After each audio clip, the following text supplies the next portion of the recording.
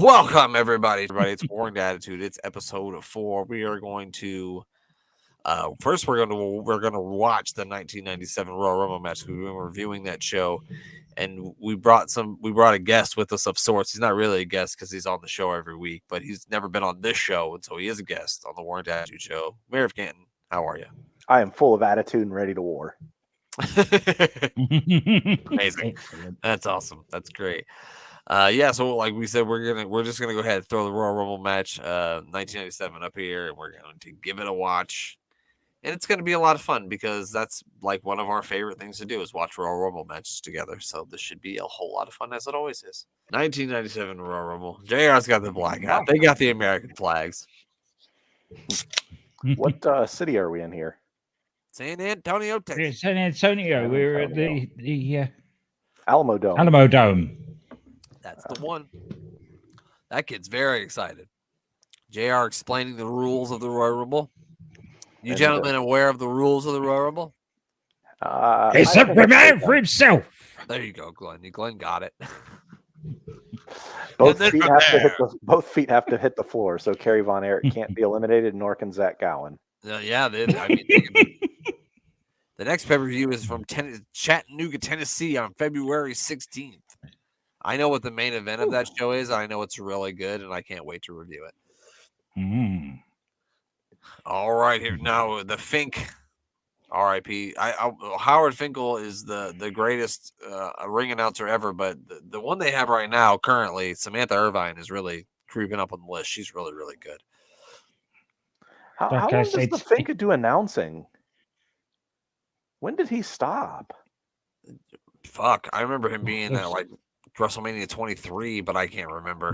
Okay, I couldn't remember. I think even he worked in the office even after that too. Yeah, I think he worked there until probably the day he died, right? I'm sure he collected a check. Look at this guy. I will check. They spelled Bret Hart wrong, dumbasses. Bret Hart's only got one T. They don't love him that much. Yeah, clearly you're not a big fan of Bret Hart because you fucking don't know how to spell his name. NWO for life. I think you would have done a lot better if he was Brent the Hitman Hart. Well, I don't know. You guys like root beer? Yeah, I like root beer. So this is the best root beer there is. Barks root beer is the best root beer that exists. It is. It's nice. I do like Barks. We even get that over here. It's good shit right here. We bought 40 years back of this at Target, and I put my name on it so the kids couldn't have any. Sorry, Glenn, go ahead. Yep, he started ring announcing in 1970. He started with the WWF in 1975. Started ring announcing in 1977. Was employed by the WWE and WWF for 40 years.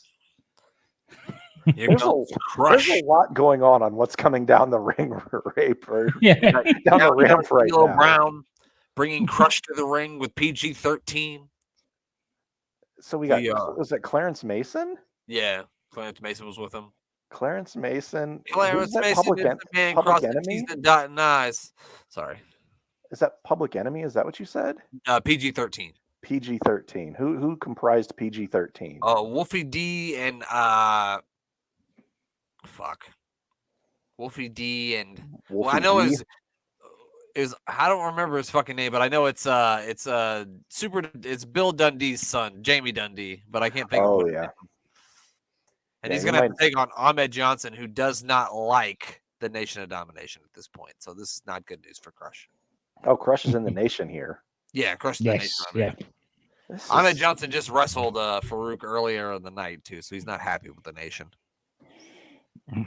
He put some poor man through a tape. Just has cancel culture written all over this match, so I'm not going to touch anything. Well, Mayor, it is 90s wrestling, so there's a lot of cancel culture in everything we watch, I think. Yeah, this is a strange matchup here. Wild, wacky fun, though. Lots of wild, wacky fun, according to that sign. I love wild, wacky fun. Here we go now, and Crush really working over Ahmed Johnson, who's already got a wedgie, so I feel bad for him. I mean, that thing's up there, too. One wedgie. Does he's hulking up. Crush have a face tattoo? Maybe. He may. He probably got it in prison, but don't call him Jailbird. He doesn't like that. No. No, he doesn't get like to be called Jailbird. Do you think Dom learned anything from him in prison? Oh, I don't know. That's a good question. God dang, they're really rolling around here. They're upset. Go.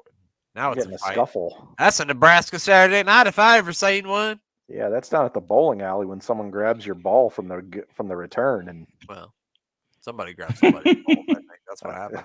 I mean, that's what's. Oh no, he's really working over the back because Farouk injured Ahmed's kidney because he was so mad that he had to wear that stupid fucking headgear that he had to take it out on someone. Yeah. Oh my gosh. That's exactly what happened. He said, "God damn it, someone's got to pay for this." I mean, Ahmed looks the part of a professional wrestler, but something doesn't click. I don't know what's going on here. I never understood why. Does he think he's in the Royal Rumble? How did he get those knee pads on his thighs? It's a Royal Rumble. Oh, that's right. This is the Royal Rumble. It's those paint fumes, goddammit. They still got you. Yeah. They are. I feel like this has been way more than 90 seconds or 60 seconds, whatever the time limit may be. It's slow moving. Oh, it's the bad guy, Razor Ramon. Not really. They said they were. When I was doing the research for this, they said there was something wrong with the clock, and they were so people were just turning up if and when they were available to go out. That was way longer than 90 seconds. So that was the most boring 90 seconds of my life. I'm not sure. It may be the latter. And that's it. So they had to find the fake Dick Razor from somewhere and sort of shove him out there. Just get out there and get eliminated. I can't believe Scott Hall got eliminated so quickly. Look at those cheeks. Look at those cheeks. Oh, God damn it. We need some of those cheeks. Get some goddamn knee pads over your thighs, though. That'll like the thighs. Cover them up. But get those cheeks out. Oh, God. Oh, man. He went real low on Crush, didn't he? Yeah, he did, didn't he? He crushes. What's Ahmed doing? Why would he eliminated himself? Oh, he saw Farouk, so he jumped out and he's chasing Farouk. Ahmed Johnson eliminated himself. That's not the last person in the Royal Rumble who's going to eliminate themselves either. This match? Yeah, I can tell you that. Someone else in this Royal Rumble is going to eliminate themselves. That happened tonight in the Andre the Giant Battle Royal. I can't remember who it was, but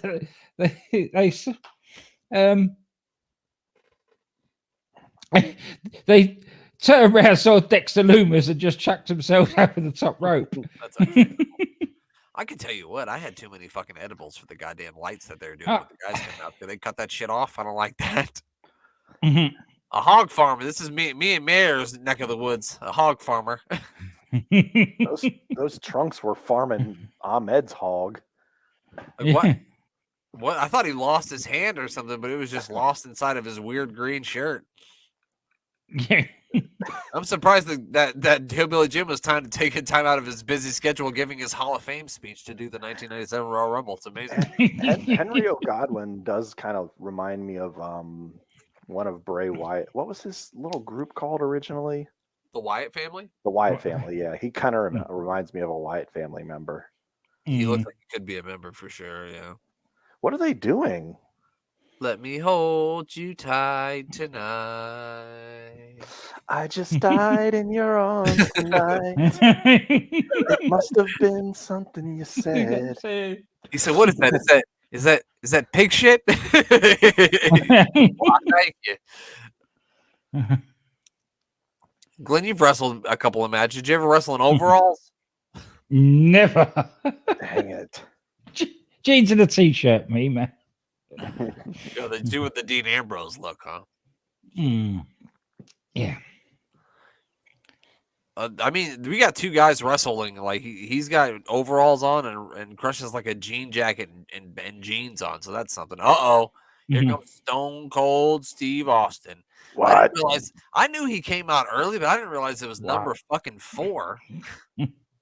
Steve They still haven't figured out the clock yet, apparently. No. Somebody's going. Oh, he What's can't he can't even get his vest off. really couldn't get it out. Match of the night. Steve Austin versus his vest. So he won. Now, what year King of the Ring did he win? 95? 96. 96. Yeah. Oh, he just punched him right in his throat. Now in the kidney. Old Crush here. He's crushing his opponents. Oh, I don't know what he did there. I think that was the Heine sniffer. That's what you call that one. Oh, he just said, "Hey, dumbass, help me throw this idiot out." Yeah. Why is this shirt so large?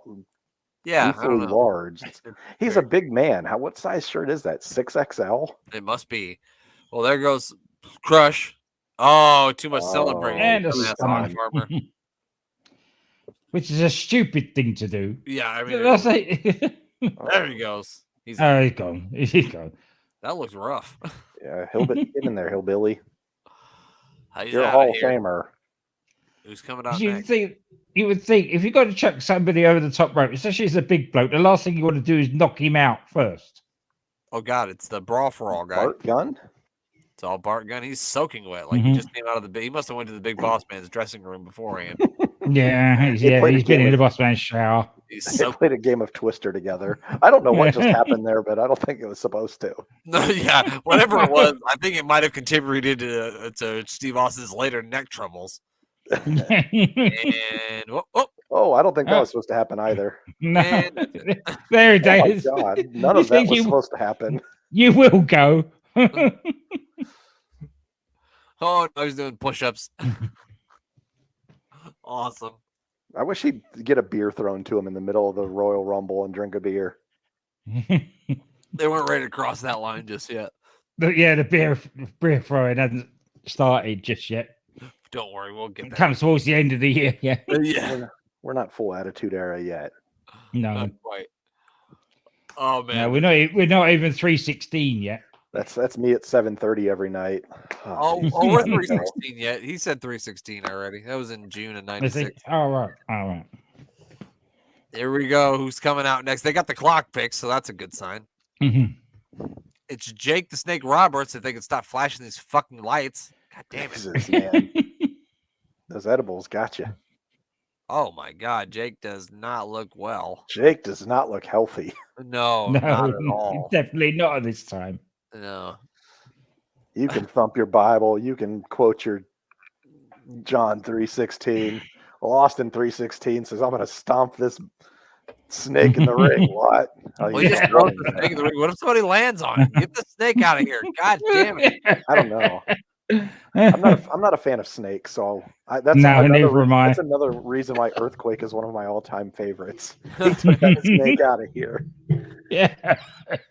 This is how much I hate snakes. There's a snake in our backyard, right? Rachel is tending to this snake with a stick. Do you know where my ass is? On the other side of the fence.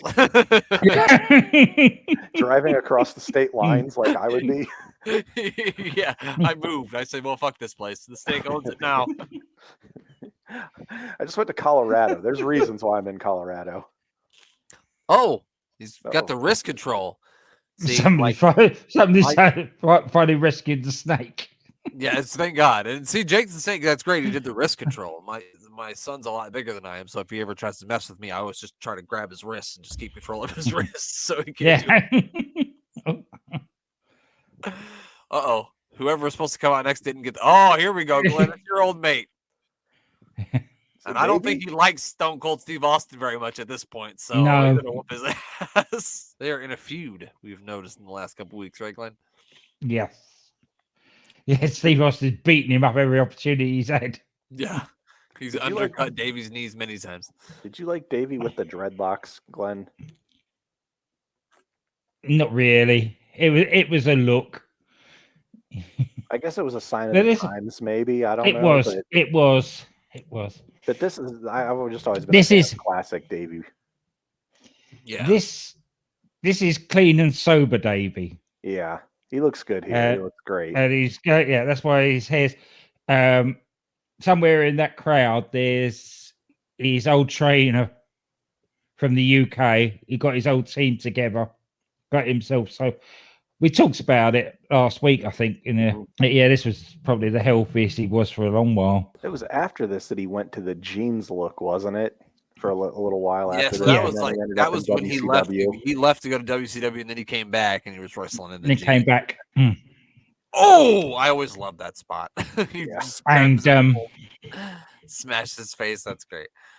Now we got another person. I think it's well documented that time in WCW didn't do him any good. No, I don't think that There were too many people.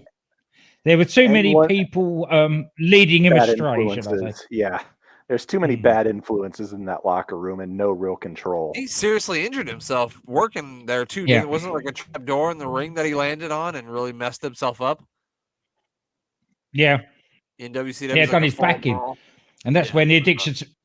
That's when the addiction to painkillers started, as well as all the other nonsense that he was. I was gonna say, who in the hell is this guy? Cybernetico, maybe. Oh, dear, I didn't. I had the list. I know one of the guys in this match is named Cybernetico, and I know Mil Mascaris is in this too, but that's God, not. how old is Mil Mascaris? He's got to be 70 there. I don't know about 70 there. No, yeah. Oh, Austin just stomped this man's nuts, whoever he is. Go stomp him in the nuts. Stomp him in the nuts. Stomp him in. Sorry. So what does Cybernetico stand for? What does that translate to? Black and yellow pants? Clearly, yeah. Black and yellow is what it. Black and yellow, black and yellow. Please don't do that. God. It's a terrible song, and I hate the Steelers. I know you do. I'm surprised you even started singing it, to be honest with you. All right, now we got somebody else coming out. Pants that have drew me. Oh, who is this? Is this Sultan? That is the Sultan. And no, we're not watching Aladdin. He's got the Iron Sheik with him too. I don't know where Bob Backlund is. Where's Princess Jasmine? I wonder. On a carpet ride. Hands down, in a whole new world. Princess is Jasmine, 100%. She's in a whole new world. She must be in a whole new world. Sorry, I was confused. Here we go. The Sultan finally hits the ring. You got to watch those boots. They got those fucking spikes on them. So, now, who was the Sultan? Who did he go on to be? Rikishi. That's Rikishi. Wow, Yeah. It's so incredible to see that transformation. Like, I can't see it. Maybe it's the mask. Yeah. Maybe it's that he's slimmer here. Maybe it's because you can't see his ass cheeks. I'm not sure. Yeah. It's got the boots. The mask not helping either. The mask guy there that's being pounded by the Sultan is Pieroth. Okay. All right. Okay.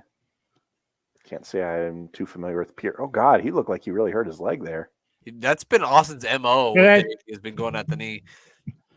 The thing is, they brought in a lot of people from AAA for this because they had a dark match and on the main card as well that involved AAA people. Yeah, the free for all had like 3 matches with AAA guys on it, including a minis match that had Mini Mankind and Mini Vader that we didn't get to see, and I was very unhappy. Oh, this is Mil Mascaris, I believe. It is Mil Mascaris, yeah. The legendary. He looks great. If I'm not mistaken, that is Alberto Del Rio's uncle, isn't it? I thought it was his uncle or father. I think it's his It's uncle. his uncle. Okay. Well, he raised a shitty. His nephew was a shitty person. Mil Mascaris going right after the Sultan. So he's wrestling as like the Sultan, and so he's not he's not an Islander. So if you hit him in the head, does it still work or does it not work? I think it'd be even more difficult because he also has a mask. It's a good point. It's a very good point. I was just curious if it was stringed across all gimmicks or if it was just only certain gimmicks. I wasn't sure. He hasn't found his island yet. He's still Middle Eastern here. Okay. I heard that it was a lot easier to get him to wear this than it was to have him dress up like Rikishi. So, I mean, that takes a special kind of someone. Yeah, definitely. To let your ass hang out. So we've got Davey Boy Smith, Piero. I remember, Glenn, how do you like that? Mil Mascaris, the Sultan, and Stone Cold Steve Austin. Look at me remembering stuff. Who's coming out next? I'm going to go with the Latin Lover. I know he's in this thing. Nope. Is that him? It's Is the that American Triple lover. H. Is that The the Latin American lover? lover, Triple H. It's American. Or is he the French lover That's here? Hurst Helmsley. He actually had a grueling match with Goldust where he successfully defended his Intercontinental Championship earlier tonight, which is why he's limping because Goldust literally beat the shit out of him with the steel steps about the head and shoulders and the knee. Yeah.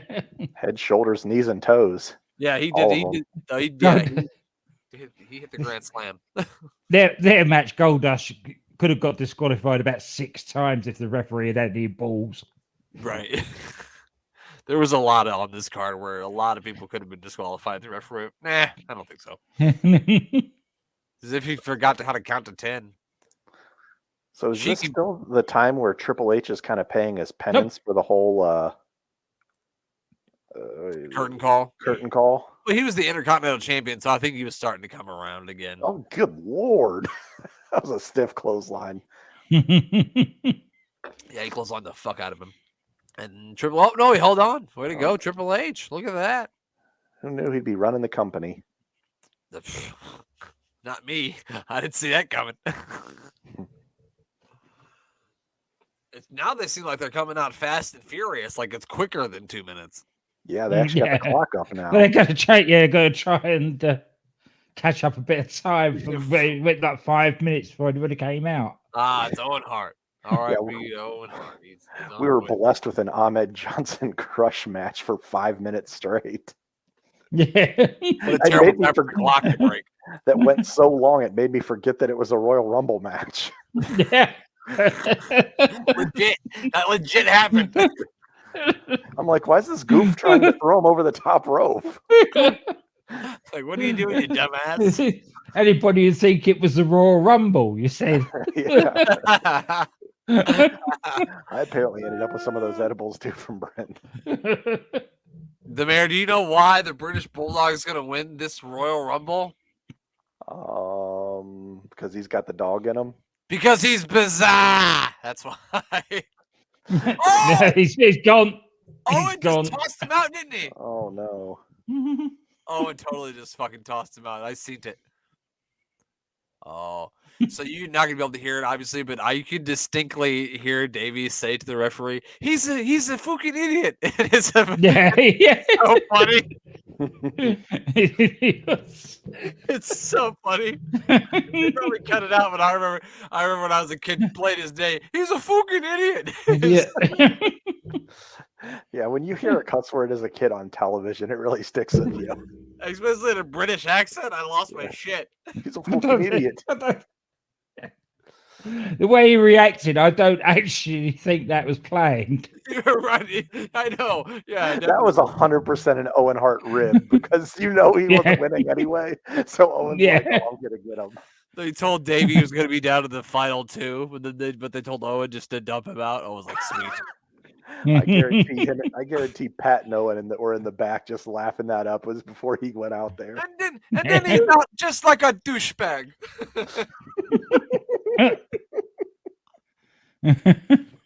Goldust made his way to the ring as we were making jokes there. Oh man. Mil Mascaris is really lasting in here, and so is Pero or whatever his name is. Parrot? Yeah. Piero. Okay. The Owen Hart versus Mil Mascaris is something I didn't think ever happened, but here we are.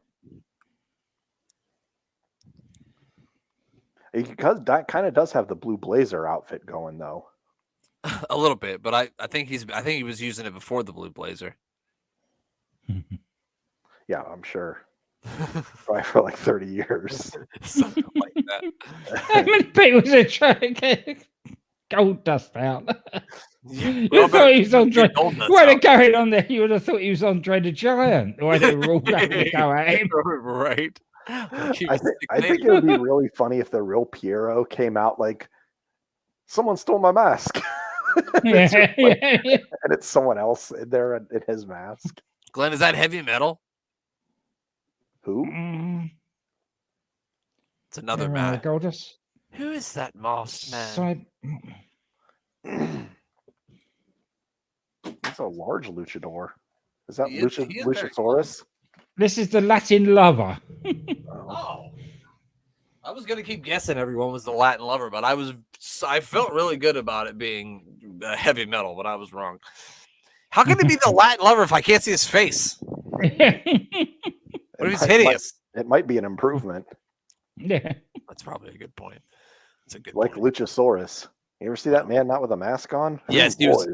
Me and Rachel are avid watchers of Big Brother, and he was on a season of Big Brother. Yes, I've Oh, definitely really? seen his He was face. on a TV show? Yeah, he was on Big Brother. Yeah, Huh.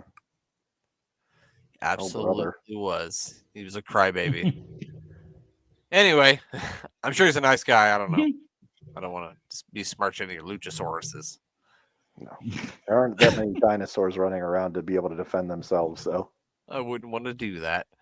I'm sure if I was on a TV show, people would be like, that guy's an asshole, which they'd be right. Anyway, 8765. Who's coming out next? Oh! Stone Cold Steve Austin just fucking came out of nowhere. Oh, here comes Johnny B. Bad. The crowd You is don't going wanna crazy make it for Johnny B. bad. Bad. No, it's not Johnny B. Bad. It's someone with way less charisma, but the same person. Wildman Mark Merrill. But the crowd is going crazy for him. Did you see Oh, Mil Masker's up on the top rope here. Oh, and he's eliminated himself. Yes. Was Piero eliminated too? I think he threw Pietro out, and then he jumped out of the ring. Back in the Glenn, ring. do you know why that Mil Masker's probably eliminated himself? Because he forgot he was in a bloody Royal Rumble. And it's every man for himself. Well, yeah, no, but like I'm sure backstage he probably told him that he wasn't going to lose, and so they were like, "Okay, just eliminate yourself."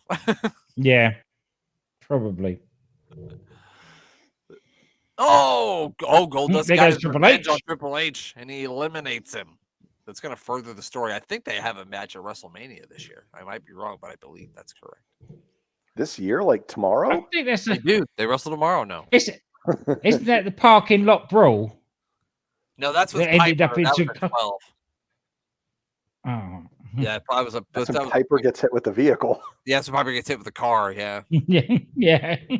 Alrighty. So we got 4 guys in the ring now. It's Owen Hart, Steve Austin, the Wild Man, Mark Morrow, Marco, Morrow, and Polo. Goldust.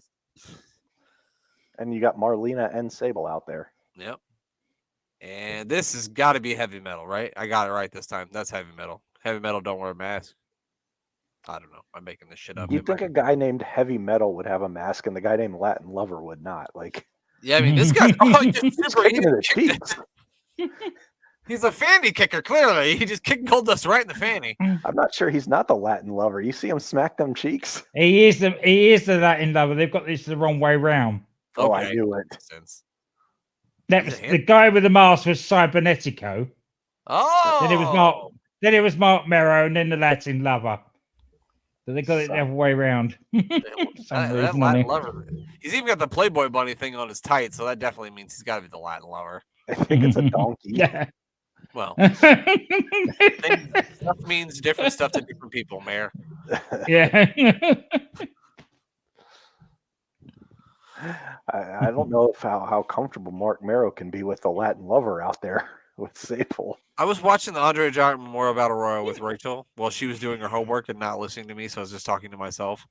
But like, why do wrestlers do that? You throw somebody over the top rope and then you just walk away and before making sure that they're actually out. Why would you do that? Who just got eliminated? Yeah, that's his really dumb move. I see why this guy is so confused here, because they got Farouk coming in next and eliminated by Ahmed Johnson, but that happened earlier where Ahmed Johnson. Oh no, here he comes. I don't want to spoil anything, but Ahmed Johnson does eliminate him. Yeah, he comes back, obviously. Yeah. It's the leader of the Nation of Domination. Farouk is the man. Hit your knees and start praying. I remember some of the lyrics from the Nation of Dominations. I can't remember them all like DC does, but I remember most of them. See, I can't understand that. Farouk chased him out. Oh, Ahmed Johnson chased Farouk out. He got lost. Why not then wait by the entrance till he came back out again? It's a really good point. Attack him again. Maybe Ahmed. Oh, here he comes. Here it comes. Looking for Farouk trying to find a way out. Could they not? Wow. That's not even a 2x4. That's It's a regular. no, that's an 8x4, isn't it? Yeah. It's like a 2x12. It's taller than the ring. Run, motherfucker! What are you doing? Why is Ahmed Johnson standing there looking at him? Go whoop his ass, man. What are we doing? Still got a wedgie too. Does that guy have a BWO shirt on? He probably did. I think Austin just threw, I think, 2 people out. Now he's the only one in the ring again. I don't know who he threw out. It was Owen Hart. Man. Mark Merrow, yeah. Mark Merrow and Owen Hart. This is fucking great. There. Oh, it's Savio Vega. Oh, so he wasn't even in the Nation of Domination yet. I thought he had already joined the Domination. Not yet. No, I think he must replace Brother Crush. No, him and Brother Crush are in at the same time. I remember. Oh, okay. Oh, now look at these guys had some great matches in 1996. If you've ever seen that they had a Caribbean strap match at In Your House in 1996. I think it was Beware of Dog. Excellent. Amazing match. Such a good match. Savio Vega, I think, is a really underrated worker. He doesn't really do much in WWF in 1997, but in 1996, I thought he had a lot of good matches. Yeah, I mean, I think it was just kind of being more overshadowed by the personalities that were in that company at that time. Like, yeah. Oh, and that's it. Savio Vega is out of here. You had some of the most boisterous, charismatic wrestlers of all time, and that 2-year window in WWF. That's right. It was pretty hard to stand out, and that's why Brent chose this period.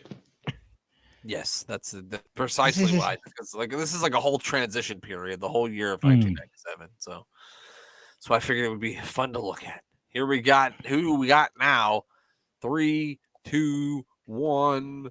Who's it gonna be? It's spend my days working hard on the go. Put my hands on the clock, keep spinning too slow.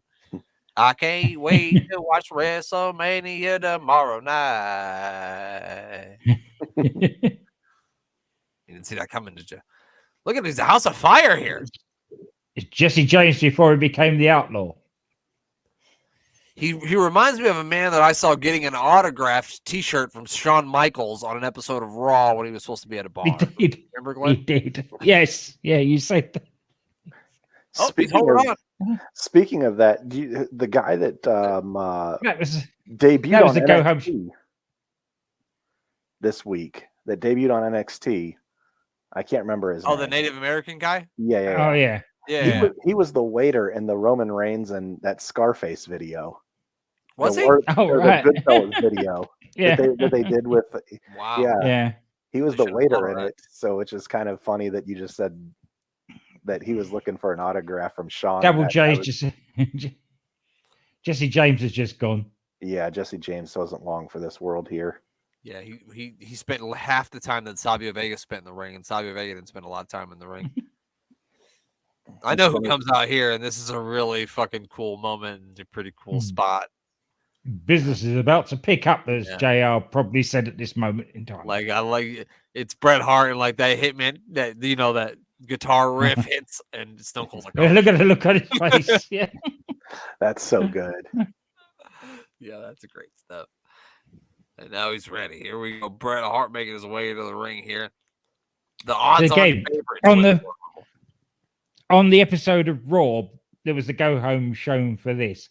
Bret Hart was on commentary, and Steve Austin was trying to get at him through Davey Boy Smith and Owen Hart.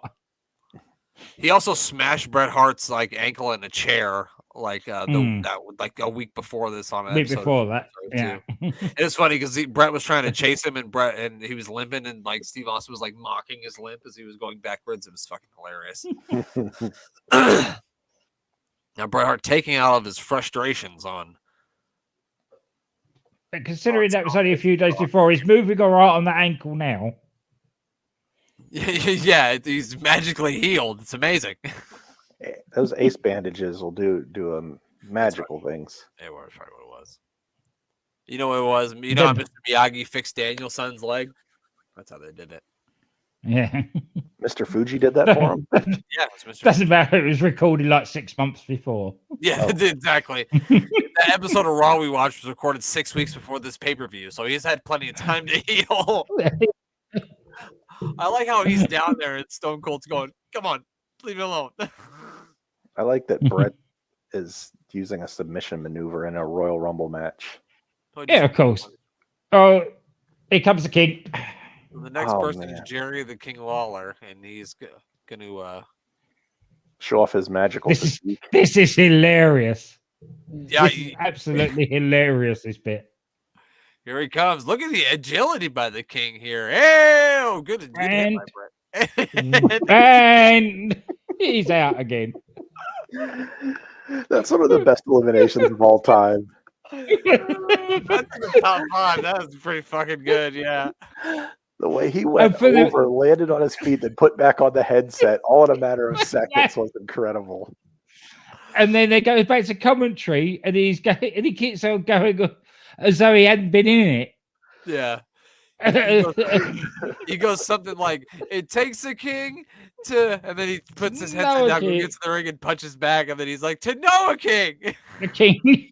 And then later, if I was in there, I would have done this. And Jay was like, you were in there. Your face is going, you were. Yeah. Look, you haven't even got your coat on properly. He's going, yeah, it's really good. Jerry the King Lawler. This is when this match is going to start getting a little bit better because we're actually going to get some mass in the ring and not get guys getting thrown out every other second. So, not get all the AAA guys.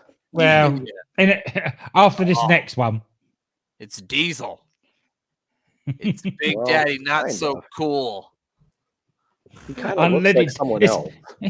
It's unleaded Diesel. Unleaded Diesel. Yeah. He's a lot better than the guy they got playing Razor, though. I'll say that much. Yes, yeah. Really working on Bret Hart here. These guys had a major feud in 1995. Yeah, I feel like this guy could actually pull off the Diesel gimmick.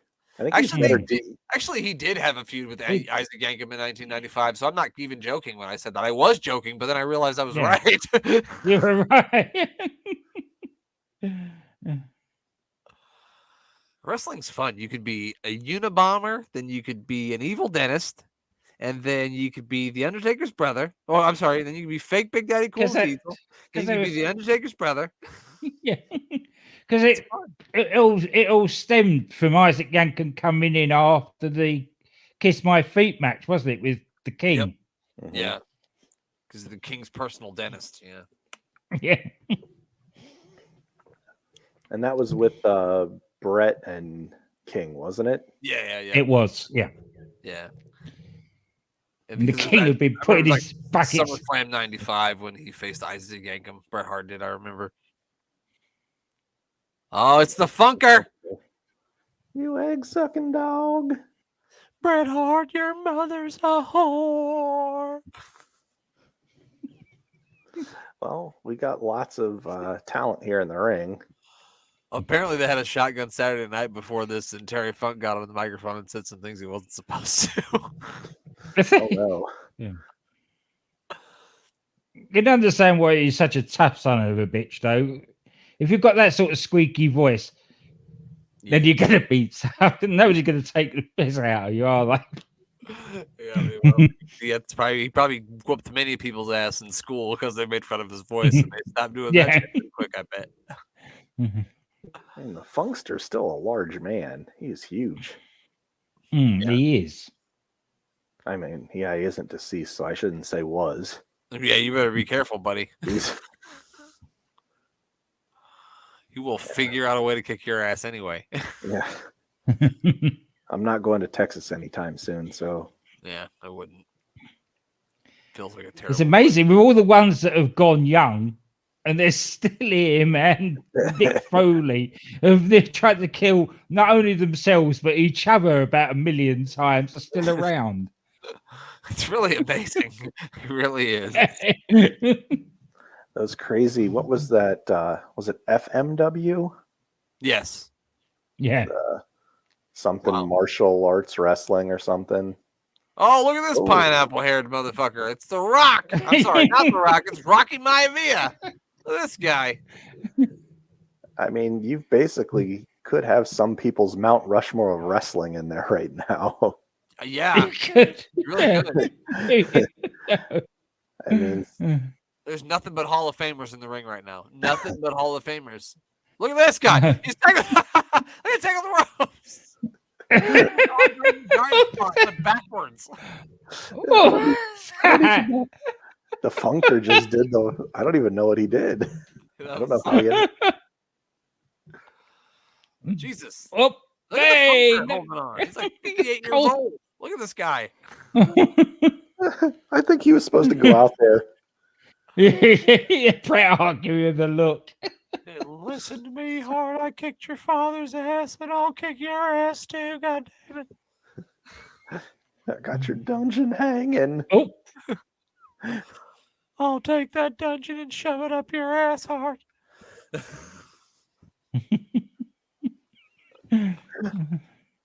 The Rock's hairdo is just horrendous. Why would anybody let him do that to himself? I don't know. It is really bad. It's bad. It's really bad. But I mean, I don't look at the haircut I had in high school because it wasn't good either. All right, here we go. Who's coming out next? Oh, it's Mankind, who had a great promo earlier in the night where he said not only is he going to get to hurt a lot of people that he doesn't like, but a lot that he likes as well. Yeah, I mean, this collection of wrestlers in the ring right now is... It's a who's who. Ridiculous. Really yeah, it really is in their early stages. Apart from, if you counted up the World Championship this match, it would be horrendous. It would be. I mean, it'd be incredible. Yeah. Mm. It's great, and from different eras too. You got like the greatest from different eras in here. It's crazy. Well, I mean, it's hard to believe. Austin had a match at the last WrestleMania. Yeah, no kidding. Oh, a big suplex there by Bret Hart. I mean, by Stone Cold Steve Austin and Bret Hart. See, nobody's been eliminated for a while here, so. And I may have even picked one of these guys to win the World Heavyweight Championship here in 2 days. Yeah, he may or may not have. I'm not sure. Somebody did. It wasn't me. I picked Damage Control though, so there's that. No, I did not pick Mankind to win. It was Terry Funk, of course. I mean, of course it will be. Flash, you are so funky. Flash Funk's on his way out the ring here. Dang. This is the second set of brothers that are wrestling in the match. First, you had both Harts. Now you have Flash Funk and Terry Funk. It's amazing, isn't it? A full circle here. I think they're going to tell. Oh, that jumping spike pile driver will get Austin one day. I bet there's going to come a time where Stone Cold Steve Austin ain't taking them fucking things anymore. Flash Funk's going to eliminate himself here. He's going to master us on us. Terry Funk staggering around. Fucking Terry. Oh, he just head out the ring. I think he's stumbled out of a bar a couple of times, just like that. I really think Terry Funk thinks he's getting paid by the minute. Like, just go, Terry. Just let it go, Terry. You're he didn't even go over the top rope though. He went through the middle, so I don't know what to try to get him onto the floor. That guy doesn't care. He just wants to hurt people. And Rocky might be confused. He's not sure what's going on yet. He's like, oh yeah, I'll choke him, sure. And Terry Funk is definitely one of those friends that he'd want to hurt. Yeah, absolutely. I've been hurting this guy on different. Oh, business is about to pick up. It's Vader. Talk about hurting people. Yeah, speaking of hurting people, the Terry Funk just collapsed. Like I'm going to collapse into my bed on Sunday night after WrestleMania. Look at him walking. Two gets over. It's going to take the 2 minutes for him to get to the ring at that pace. Well, you work smarter, not harder. there's no rule that says you got to get in there fast. So why would he? It's punching Brett in the ear. Well, that'll teach him. Should have been standing there. Oh, might Here not we be the go. smartest method of attack there, Flash. Well, I think, Jesus Christ, he just flattened him with that one. I remember on an early episode of Piece of Business, I think it was the first one I was on, we watched that match with Vader versus, Jesus Christ, versus Cactus Jack, and it was like Cactus on WCW Saturday night, and he was just straight up punching him right in the face. Yeah. It wasn't a wrestling match, it was an assault. No. We witnessed an assault. So, God, that was brutal. Just like what we're seeing here, he laid out about 6 people. There's only 7 guys in the ring.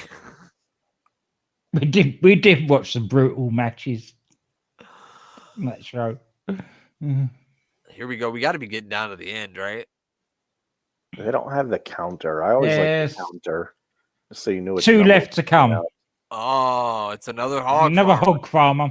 Don't go messing with the country boy, country boy, country boy. Don't go mess with the country boy, because you don't go mess with the country boy. I'm not sure what else they say in the song, if there is any other words.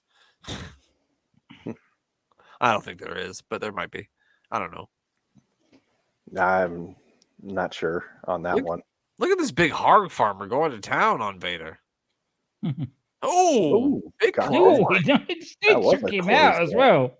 by Tex Yeah. Ferguson. Was he Tex Ferguson or was he Shanghai Pierce? Was there someone named Tex Schlesinger or something like that? Tex Schlesinger, that's what I mean, not Tex Ferguson. Who the fuck is Tex Ferguson? I don't Hey, know. Yeah. Southpaw Wrestling. Oh, Sex Ferguson. Ferguson. Yeah, okay, Sex there was Ferguson. Okay, that's where I got that from. It was what you said, Mayor, not what I said. What I said was totally wrong. I'm not sure how I actually retained something from any of these wrestlings. I'm impressed. That was one of the Tex Ferguson was one of the OC. Yeah, that's In Southpaw. Luke Gallows. Oh, that's Luke Gallows. Okay, Yeah. that's where I got that from. Wow. I actually got confused when I saw him in there. I thought it was Braun Strowman tonight. I'm like, because they're kind of built similarly, and they kind of have those tattoo. And I saw him get eliminated early. I'm like, man, they really just this is gonna eliminated be the Braun. Undertaker. Boom. It's the Undertaker. They had to have him come in at number 30. Otherwise, there you would be about three guys that had beat him to the ring. Yeah, no kidding. You think he had to be recognizes his brother? With the long hair?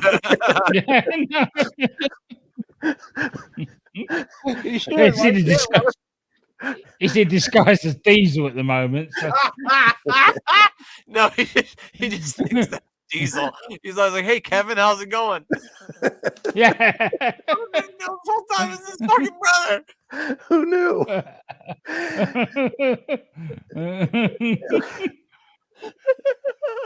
don't know why that's so funny, but it is. Like he never recognized him this whole time.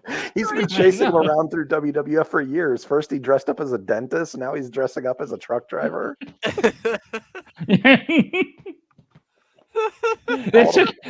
It took him to wear a mask for him to recognize him. Yeah, that's what it was. Yeah, finally put him. Oh my god, that's him.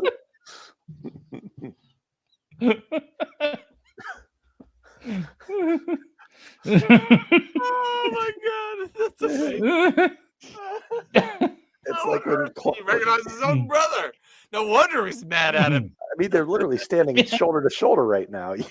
How many 7-foot guys do you think you could recognize? Like, oh my god, that's amazing.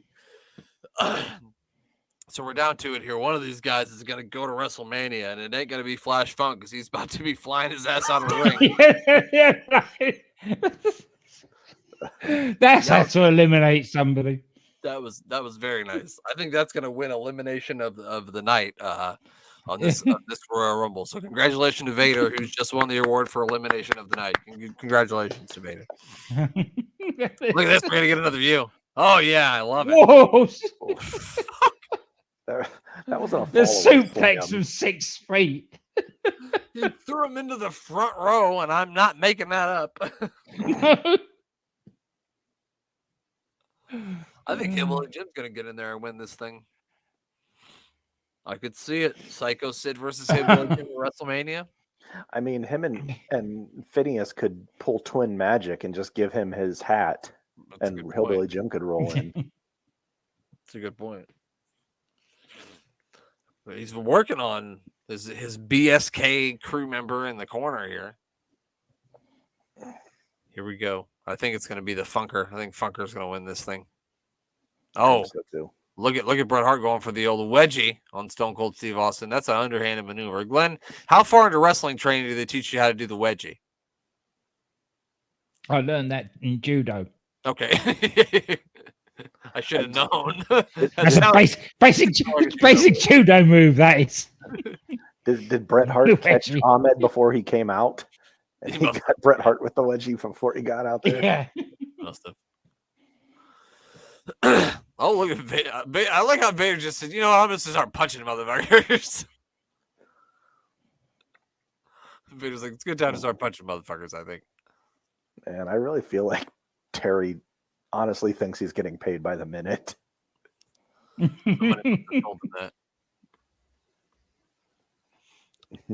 Bret Hart's doing the smart thing. He's just trying to hang out in the corner. I'm surprised Paul Bearer didn't come out here with Vader. Remember, they left together earlier. Yeah. When the Vader beat the Undertaker. So now the Undertaker's but Undertaker had beaten up Paul Bearer a bit, so you can understand his reluctance to want to be out there with him. Oh yeah, I forgot he did his ass. Yeah. Jesus Christ, the Hog Farmer just fucking potatoed Bret Hart, I think. Somebody throw somebody out. Again, it's crazy that I think we got besides the, Henry Godwin, everybody in the ring's a Hall of Famer. Everybody. Yeah. I don't know. Have they put Terry Funk in the Hall of Fame yet? I don't think they have. He has to be, right? Like one of the early ones. You'd think. Maybe they were just afraid what he would say if they gave him a live mic. So like, I don't know. Maybe. But they gave him, Jesus Christ, the Undertaker just choked his friend and tossed him over the top rope. You know why he did that, Glenn? It's every man for himself. There you go, pal. You got it. Mm-hmm. So he, the Undertaker looked around and said, "We're all Hall of Famers, but not this motherfucker." Chucked him right out of the ring. So there we go. Problem solved. Oh, Stone Cold Steve Austin holding on for dear life here. Oh, he's still in. Look at Rocky Maivia. Oh, got caught right in the mandible claw, and he's out of here. Terry and his brother Dory were inducted into the Hall of Fame in 2009. Okay. So he is in the Hall of Fame. Oh, now these guys are going to start fighting each other. That's going to be fun.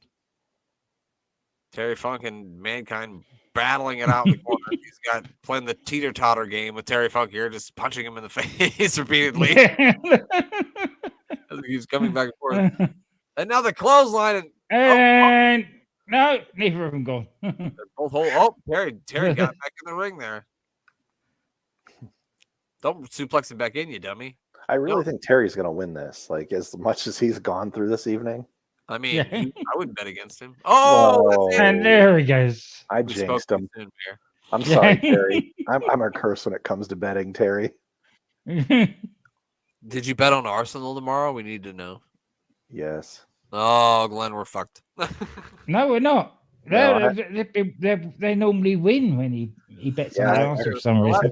They've won at least the last 5 because I've bet on the last 5. All right, now pay attention here because the referees are distracted by Mankind and Terry Funk, right? So they can't see what's happening or what's going on in the ring because they're trying to break up a seamless fight that doesn't matter between two guys who aren't in the match anymore when they're supposed to be supervising the ring. I would have fired both these guys. They should have hired El Ref and Senior Ref to take care of this, and it would have been under control. They should have done. Yeah. I mean, they would have. Those Hall of Famers would have taken care of it. And Bret Hart has chucked Steve Austin out here. The fans are going crazy. But the referees didn't see a goddamn thing. So Steve Austin's going to slither his way back into the ring here like a smart man would. He's going to give the old there goes the Undertaker Vader. and Vader. He's going to do then Bret Hart tucks out Diesel. Still don't know how the Undertaker knows his brother. And Stone Cold Steve Austin has won the 1997 Royal Rumble, seemingly, even though he was eliminated. Yes. So there it is. He is the winner of the 1997 Royal Could you imagine this? match. Could you imagine this now? How Wrestling Twitter would have reacted to that bullshit. If he got eliminated and then came back in. Yeah. This one or the one where two people won it, and with Luger and Hart, that would not go over well now either. No. Well, that's good. It's gonna do it for the watch along part of this. Me and Glenn will talk a little bit more about Bret Hart's freak out that he's having right now in the match. It's not the last time he'll freak out this year. No, we'll see that again. So we're going to talk about the main event and this kind of Bret Hart freak out with you, but we're going to get the mayor out of here before we do all of that.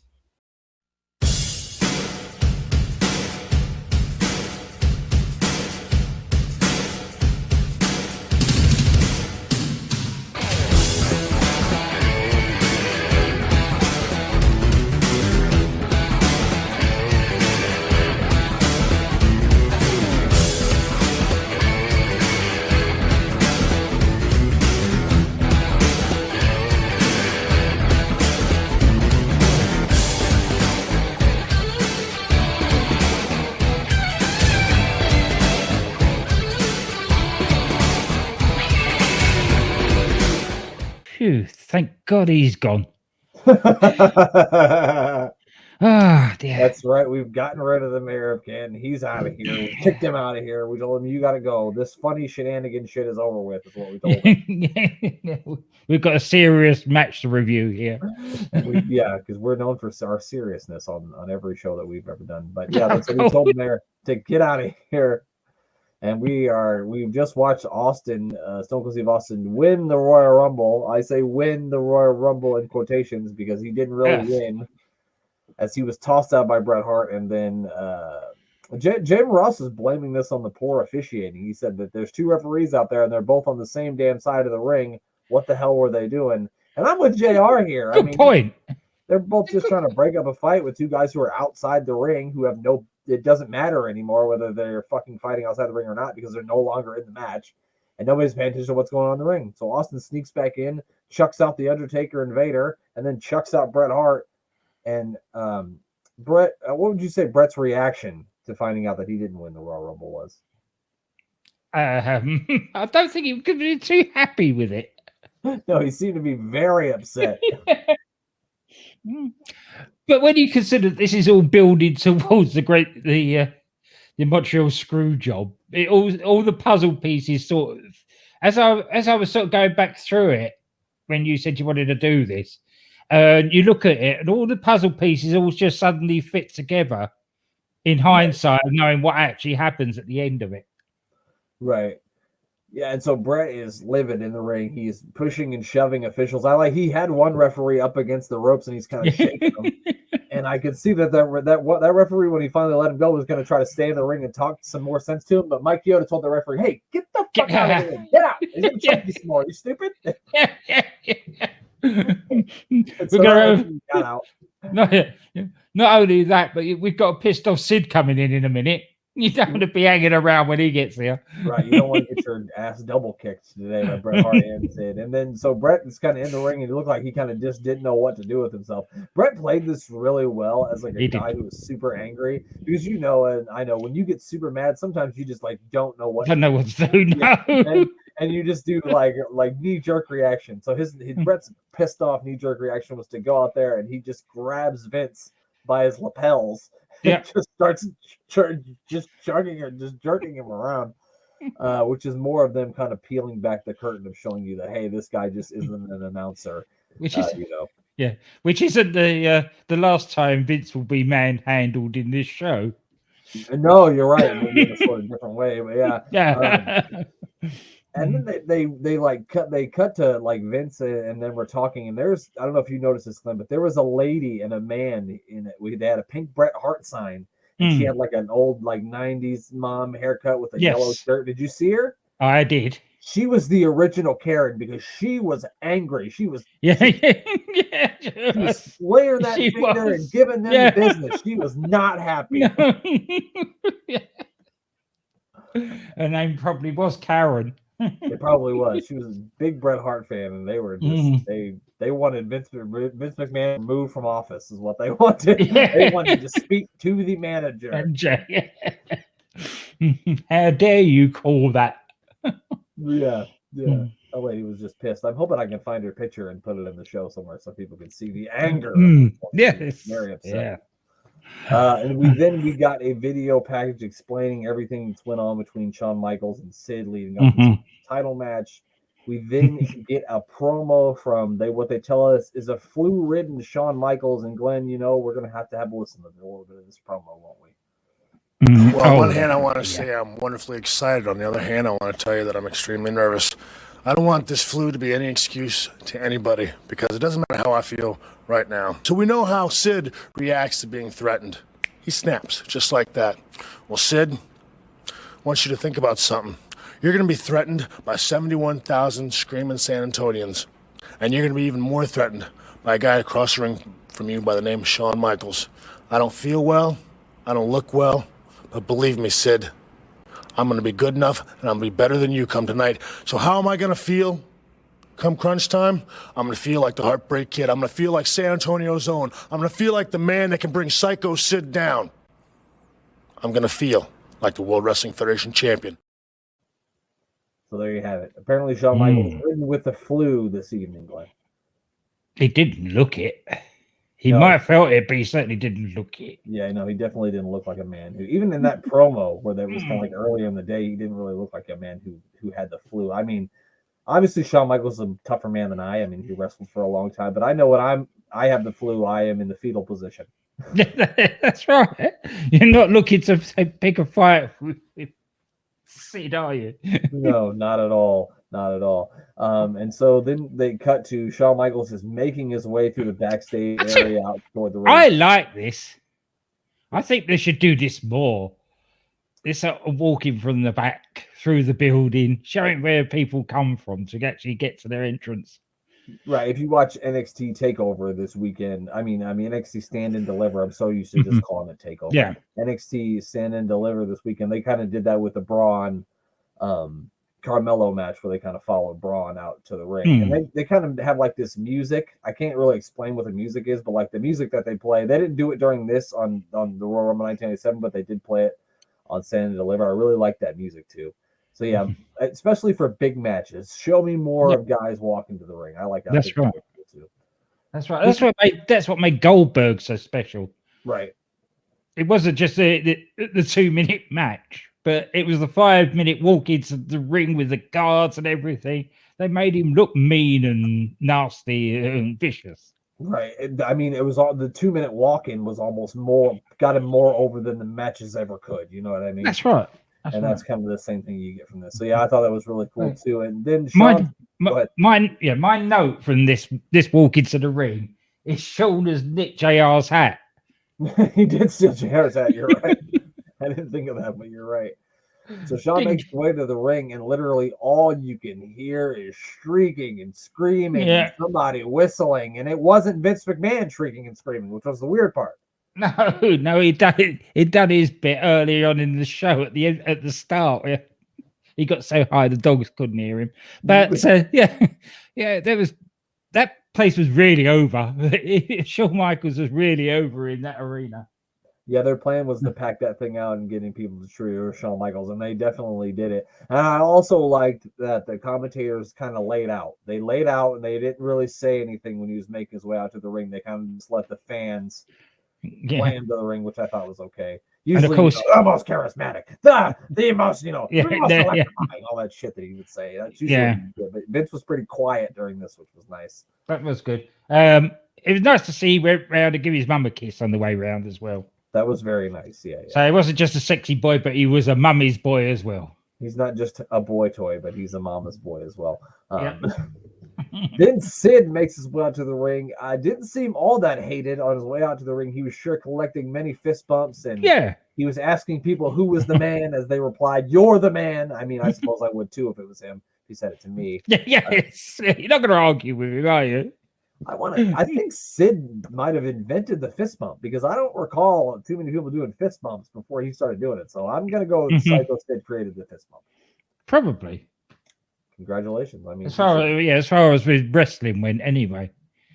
Yeah. As far as us wrestling fans know, Sycho Sid was the first one to do the fist bump. I love what as he was going down, and he stopped, and he started sniffing the eggs. And this was going back to the promo. This is harking back to a promo that was cut 6 months ago, as we discussed. That he could. What's that smell? Oh yes, fear. Yep. You could smell it. Yeah, that was really good too. Yeah. Match starts with a stare down. And Sid keeps like shoving Shawn Michaels over, but Shawn Michaels just keeps like rolling through it and getting back up into space. This happens for a couple times until Sid says, "Well, fuck it," and just kicks him in the stomach. Yeah, Shawn looks so tiny in comparison. And he's not a small guy, but he looked tiny in comparison to Sid. He's like 6'2", but yeah, compared to Sid, he looked like a child. Shawn uses his speed to kind of take control of Sid early until Sid caught him off the top rope with the power slam. Sid was kind of working the back a lot here after that. He caught him with the power slam, locked him in a camel clutch. And really sat on that camel clutch as well. It looked really like he really want to break him in half. Yeah, and then he was jumping up and like sitting down on his back too, which just really bringing it home to the back area. Then he took him outside and he was slamming him back first into the ring post. I thought Sid did a great job of playing to this crowd. If there were people cheering him on the way to the ring, they certainly weren't cheering him during the match. No, he was really pushing the heel tactics to the crowd. I thought this was a pretty good nasty heel big man versus little baby face. What did you think, Glenn? Yeah, it was great. The first offense that Shawn gets in is like the crossbody. The first time he tries it, Sid catches him and he gets slammed to the mat. He tries it again. He gets Sid down and then he promptly banging his head into the ring, which actually looked quite vicious. Yeah, I mean, if Shawn Michaels is that mad at him, it would make perfect sense that once he gets him down, he's going to smash his head into the closest thing with just the ground. So yeah, a lot of the match was at Sid's pace, which obviously it should be because you're trying to get that big babyface moment. He locked in a long bear hug on Shawn Michaels and a reverse chin lock. Of course, then Shawn makes the big comeback. He hits the big elbow off the top rope, and you think this is going to be it, where he's going to hit the super kick for the win. Sid gets the block. He then sends HBK outside the ring with a clothesline. He then power bombs Michaels on the floor. Before that, though, the first time they were outside the ring, Shawn has a go at smashing Sid into the barrier. It must have been because it was a really bad camera angle, but it looked the lamest barrier smash that I have ever seen. They just put him down on it. Yeah, very gently. It wasn't the best barrier smash, that's for sure. And so he hits this power bomb on the outside on Michaels, and then Jose up there kind of gets. Yeah, that was very vicious. I figured I remember watching that as a child. I mean, we talked about how I watched this with a bunch of friends when I was in the 5th or 6th grade. I don't remember. And I remember just thinking, well, that's it. That's it for Shawn. Then Jose Lothario was a little bit too close for comfort, I guess, for Sid as he grabs him hold by the throat. And that brings Pete Lothario, who's sitting in the front row, over the guardrail. He begins to choke him. And then there's the man, Glenn. Did you see the man who came out of nowhere to try to talk some sense into Sid here? Yes. What's his face? I think it's the GM or whatever it is at the moment. It's Pat Patterson. Pat Patterson. Yeah, that's him. There's old Pat Patterson's out there. He luckily talked some sense into Sid, but not before Sid tried to kick him. Pat Patterson. But then he let Pete Lothario go.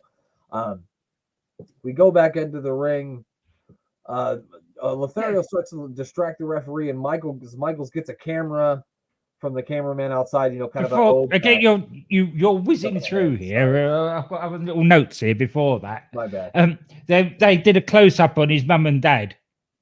Did they? I don't remember that. And his mum's looking really worried and sort of, oh, my baby boy. And the dad's just sitting there thinking, did I leave the oven on or did I leave the door? He wasn't interested at all what was going on. So I know who his parents are because I've seen biographies about him. So I know what they look like. And you can see Shawn's father pretty much the whole show. And if you watch him, his facial expression never really changes. It's always like Glenn said, do we park in parking lot A or B? What row? Yeah. Do you remember? Yeah. That's exactly what it seems like. But yeah, so Michaels gets the camera, because Sid used the camera against Jose. He hits him in the back and in the chest with it. He then gets. I forgot to mention that we got a couple of ref bumps. I forgot that after they go back in the ring, we got one ref bump, and then oh god, yeah, the ref they kind of go at it for a little bit. The nice thing about this was that a referee hit the ring immediately. I don't like it in wrestling. I was telling my son this the other night when we watched WrestleMania. We got 10 referees. It shouldn't take 20 minutes for another goddamn referee to get his ass down to the ring. It just annoys me. So luckily here we got one in pretty quick, but then Sid just takes this referee out. He just punches him, which is another instance of someone should have been disqualified, but they weren't on this pay-per-view. And so, Michaels uses the camera. The referee sliding over, doesn't get the 3 count, only gets a 2. He counts the 2 count. Sid gets the shoulder up. But then, of course, Michaels hits the super kick for the win. Like I said, really good little baby face versus big nasty heel matchup. Got really, really good toward the end with a nice finish. I mean, at the end of the day, I don't think this is the best match we've seen from Shawn Michaels. I think him and Sid had a much better match at Survivor Series than they did here, but it was still a really good little guy versus big guy match, I thought. I actually enjoyed it more watching it again this afternoon and making notes. Because they're looking for the sort of the smaller things rather than just sitting watching the match. Right. There's a lot of little subtleties in there that if you appreciate the subtleties of wrestling are good. If you don't, if you just want the big bang crash, it's not that great a match. Right. It's not a flip. There's not a whole lot of flying and all that shit in this match. Definitely no. If that's what you're looking for, I think that's why a lot of newer age wrestling fans, if they go back and watch stuff like this, they won't like it because it's not as fast paced as they would like. You mean the ones all the ones that say that the Attitude Era is better than today's wrestling? Yeah, because they've never actually watched the Attitude Era. No. Those are still sort of people. Yeah. And then the show goes off the air. Shawn Michaels is celebrating with his hometown fans. And, of course, what was he doing to Vince McMahon? He gets up on the announce table. First of all, he gives him a hug and kisses his head. And then he gets up and starts wiggling his bum in his face. So Vince, before anybody went into the Vince Kiss My Ass Club, was in the Shawn Michaels Kiss My Ass Club. Well, we know Vince was part of the Hulk Hogan Kiss My Ass Club and the Shawn Michaels Kiss My Ass Club, so it's fine. That's true, yeah. We know that's true. All right, Glenn, so I got 3 questions for you as we wrap this thing up. What was your favorite match on this whole pay-per-view? Oh, I don't know now. I would actually say the main event. Yeah. I don't think I could disagree. I think the only other one that you could say was Goldust versus Triple H, which was a pretty good match. That was a good hard-hitting match, but I think the main event just about took it. Yeah, but again, both of these, considering we're only in January of '97 and looking how it goes, as I say, back with hindsight. Yeah, both of those matches actually play a big part in where we end up. Yeah, that's a really good point. Yeah, no, that's true. Yeah, it does kind of all tie in later on, doesn't it? Who do you think, if anyone, was the star of this pay-per-view? I'm gonna think it's probably Shawn Michaels. What about you? Toss up between Shawn Michaels and Marlena. Oh, Marlene. Marlena, yeah. Well, and Stone Cold Steve Austin too, because she's brave enough to take a kiss from Triple H. Well, I know somebody else who was, and anyway. Or you could, I think Stone Cold Steve Austin would be a good argument too. I mean, he was number 4 in the Royal Rumble. I think he eliminated 7 or 8 guys. Oh yeah, he held the record for a long while for the most eliminations in the Royal Rumble. Yeah, I think until Kane beat it in like 2001, I think was when Kane beat it. Yeah. So yeah, I think either Shawn Michaels or Steve Austin, I think. Or if you want to go Glenn's route and say Marlena, that's too. All right, Glenn, and the last question is, we going thumbs up or thumbs down on the show? After we watched the first part, you were thumbs in the middle. Did you go toward the top or did you go toward the bottom after? 2 thumbs up. 2 thumbs up. I'm going to give it 1 thumb up. I thought it was a pretty good show.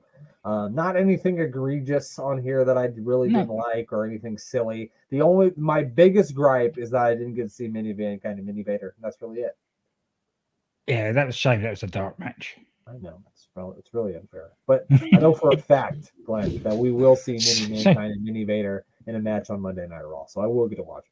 So. Oh, it's gonna happen, Glenn. Well, that does it for our 2-part Royal Rumble 1997 review. We'll be back to a normal episode of Monday Night Raw. I believe they're still at only 45 minutes.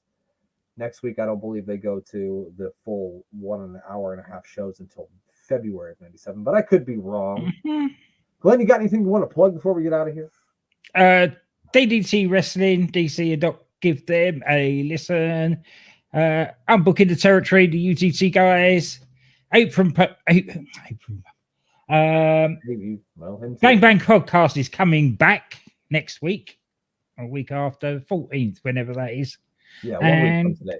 Yeah, so, and if you're a Doctor Who fan, give the Doctor Who podcast a listen. It is very, very good. The guys don't take it they take it rather more tongue in cheek than a lot of the Doctor Who podcasts. And that's it. Well, since you started to do it, just follow the Apron Bump podcast too and give Kyle a follow. Shout out to Kyle. Since you already said it, we might as well just give him a plug too. Kyle's really good on Twitter too. I think Kyle says a lot of smart things on Twitter, and he's a really, really funny guy. So give Kyle a follow anyway, and give our buddy, the mayor of Canton, who joined the show for half of it, a follow. I know we said some bad things about him, but we didn't mean it. No, we did. He knows we don't mean it. He knows we didn't mean it. Hopefully, we can hope thoughts and prayers for his power. We can hope he can stay away from living that Amish paradise for 1 week. We hope. We're not sure. We recorded half of this before WrestleMania weekend, and we recorded this half after. But we will discuss WrestleMania. Breaking kayfabe.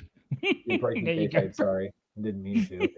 We will discuss everything from WrestleMania weekend and the sale of WWE on this Friday's episode that we will record on Friday that you were on Sunday.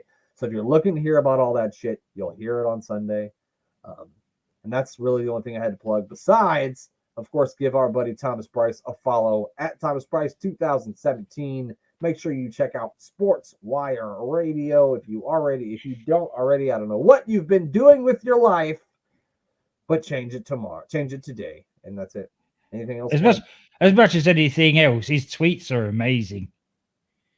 Who? Thomas's? Thomas's. Sometimes they're very confusing, but they're amazing. It's half the time it goes nothing to do with this. You think, was I on that show? I don't remember saying anything about that. I was like, wait, did I talk about that? I don't remember saying it. But yeah, shout out to Tom. Give Tom a follow. And we will talk to you guys next time. Bye.